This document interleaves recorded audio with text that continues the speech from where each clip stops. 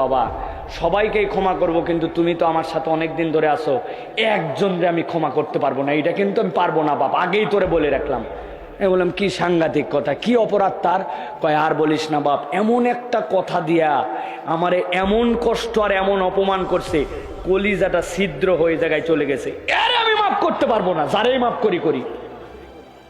আমি বললাম চাচা, আপনার জীবনে ওই শুরুর থেকে আজকে 65 বছর বয়স, আপনি একটু হিসাব করে দেখেন আপনার আচরণ, আমল, নামাজ, কালাম, আল্লাহ যেদিকে করতে বলেছিলেন এরকম কত হাজার সহস্র আল্লাহর সাথে আপনি এর থেকে বেশি খারাপ আচরণ করছেন।